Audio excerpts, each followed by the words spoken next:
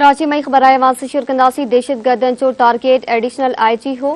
DIG ॾखण इरफान बलोच जो चवणु आहे दहशतगर्द एडिशनल आईजी के निशानो बनाइण पिया चाहीनि। डीआईजी ॾखण इरफान बलोच जो चवणु आहे त दहशतगर्दनि के एडिशनल आईजी फ्लोर जी बि ख़बर हुई।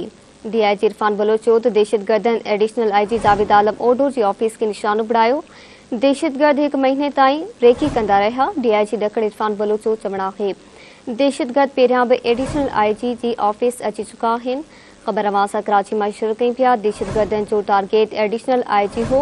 डीआईजी ॾखण इरफान बलोच जो चवणु आहे दहशतगर्द एडिशनल आईजी के निशानो बनाइण पिया चाहीनि। डीआईजी ॾखण इरफान बलोच चयो त दहशतगर्दनि के एडिशनल आईजी फ्लोर जी बि ख़बर हुई। डीआईजी इरफान बलोच चयो त दहशतगर्दनि एडिशनल आईजी जावेद आलम ओडो जी ऑफिस खे निशानो बणायो।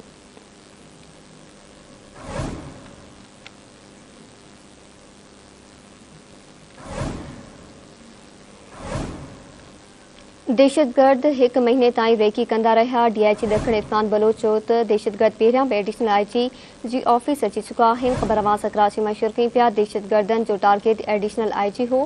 डीआईजी ॾखण इरफान बलोच जो चवणु आहे। कराची में तफ़सील मालूम कंदासीं साग सुरखी खां। जी साग आगाह कजो। मारवी बिल्कुल ॾिसो है कराची पुलिस चीफ जे ऑफिस जे मथों हमले जो मामलो है जंहिंमें इरफान बलोच जेको आहे केपीओ जे ॿाहिरां ॻाल्हि ॿोल कई है। उनजो चवणु आहे त दहशतगर्दनि जो टारगेट एडिशनल आईजी कराची हुयो जंहिंखे नाकाम बणाए छॾियो आहे। जॾहिं त दहशतगर्दनि पारां एडिशनल आईजी कराची खे टारगेट करण जी कोशिश कई आहे। इन हवाले सां जेको आहे उन्हनि ॻाल्हि ॿोल कई आहे। दहशतगर्दनि एडिशनल आईजी कराची जे 4थे फ्लोर ते पहुता हुया जॾहिं त दहशतगर्दनि पारां एडिशनल आईजी जे दफ़्तर खे टारगेट कयो आहे। जॾहिं त दहशतगर्द हिकिड़ो महीनो पहिरियों जेको आहे मुकमल तौर ते इन हंध जी रेकी करे विया हुया। जॾहिं त एडिशनल आईजी कराची जे दफ़्तर ते दहशतगर्द पहिरियों भी अची चुका हुया। जॾहिं त रेकी मुकमल करण खां पोइ जेको आहे उन्हनि कल्ह हमलो कयो आहे। जॾहिं त सदर जे वेझनि वारे इलाइक़नि में भी जेको आहे जेकी दहशतगर्दनि जी गाॾी आहे उहा आई हुई। जॾहिं त मुकमल रेकी करण खां पोइ जेके कल्ह दहशतगर्द हुआ उहे केपीओ जे अंदरि दाख़िल थिया हुया। जॾहिं त केपीओ जे मेन दरवाज़े ते वेठल जेके पुलिस एहलकार हुया उन्हनि खे ज़ख़्मी करण खां पोइ मथे 4थे फ्लोर ते पहुता एडिशनल आईजी दफ़्तर जे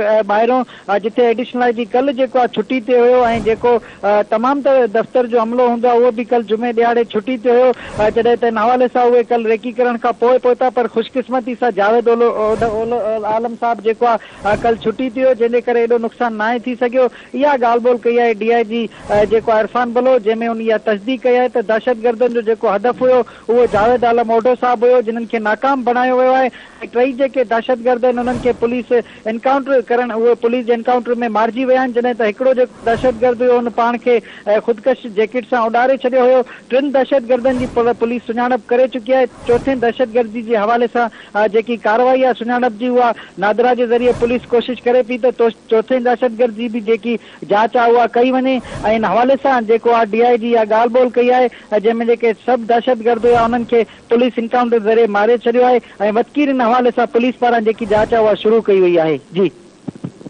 मेहरबानी साग आगाह करण लाइ।